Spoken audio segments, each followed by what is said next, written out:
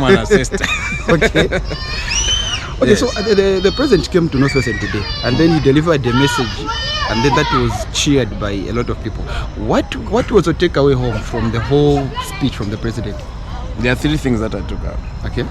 Because when the president encourages you young people to never waste time on things that doesn't matter, such as social media, such as having uncoordinated affairs, but to focus on hard work. Okay. That is principle number one in terms of leadership. The number two thing is being accountable to our daily activities. Because what we do today matters tomorrow. You might misbehave today, and the next life that you will come and live, you'll be impacted by what you did. That's why he gave us an history to say, for him, it is work and more work. So how do you interpret this year's stream, Arise and Sow, as people of Northwestern, as people of Kibanza, as people of Kalumbila? How do you interpret that theme? The theme itself is a score to the Zambian youth. Okay. Because since 2021, the UPND government under the president of leadership of President Hakainde Hichilema has been raising the fallen youths through skills development. Okay. So it's simply telling them to say, can you rise? And I'll start moving. So I usually refer such statements to things to do with the Bible, where someone is pressed into the valley of dry bones. Same applies to Hakainde. Hakainde was placed in a country with dry bones. The youths were dry, completely dry. There were very few youths in Zambia that had the leverage, understanding that a skill attained can be a source of employment as an individual. That is why when the theme comes as Arise and Sow, it defines the next step President Hakainde is going to take once given the mandate after 2026 general election. The youths were sleeping, skills has risen, now they need to shine.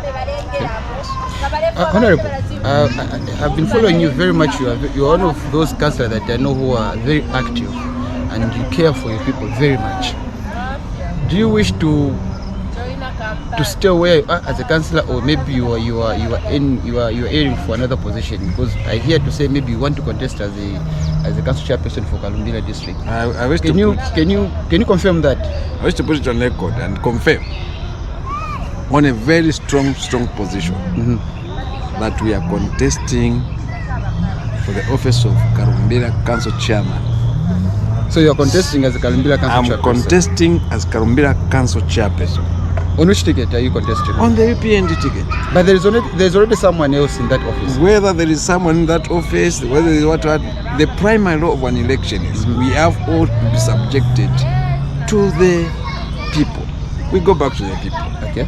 And within the party structures, there is a mandate that we follow.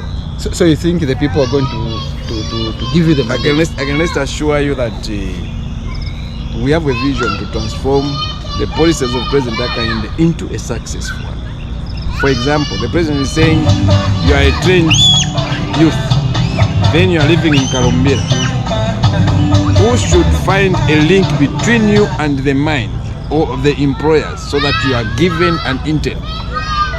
It's with the leadership. Are we doing that? No.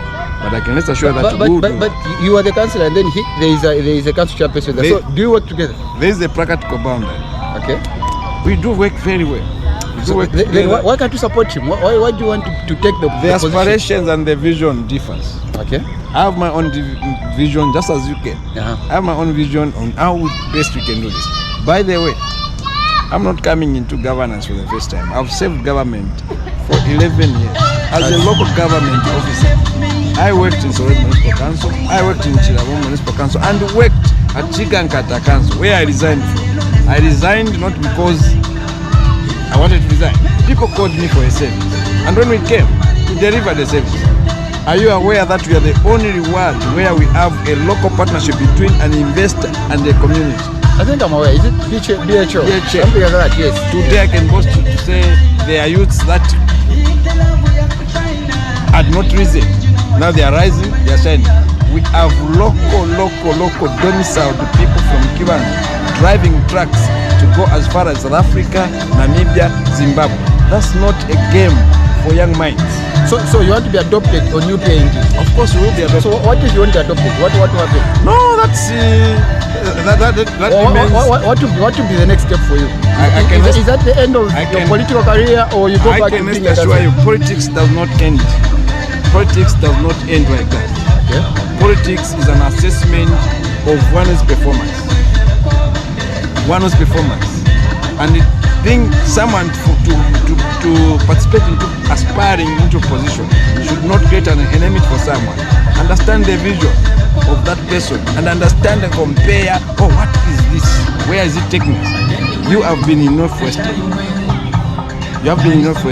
You live in Sorwezi, yes. You live in Karumbira, you live in Mushindamo. You still see buses of miners coming from Karumbira mine, Mana mine, going back into the copper belt for social amenities. Small things that our brothers follow back into the mine, such as a mini soccer stadium, becomes a challenge for us to implement.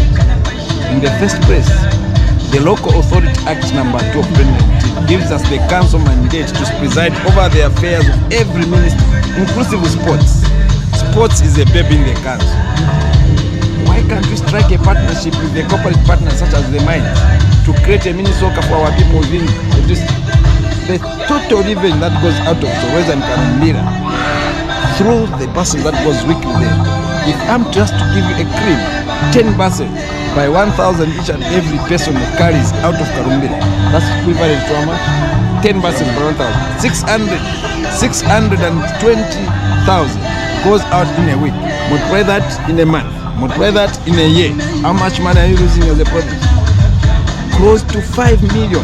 Money that you are losing as a province. That money that you lose, should buy a vegetable from a marketeer there, should buy tomato from there, should pay for a soccer match there. These issues, when you come to watch a football match, you are charged the 5 kwacha. The impact is minimal. President Hakainde Hichilema has shown us the way. The opening of Robito, Kambimba corridor points, these trade points needs information, needs investment, needs enterprise, needs empowerment. So such visions is what we are looking for, and that's a vision that we want to drive Karumbira into, and we will do it. Are you aware that the Law Government Act supervises the traditional leadership? What is the intake of our leaders, the traditional leadership, our chiefs, from the minerals that they preside over? It's very minimal. We will introduce as council within the mandate. We introduce what we define as the traditional development fund, where money from the mines comes to the council.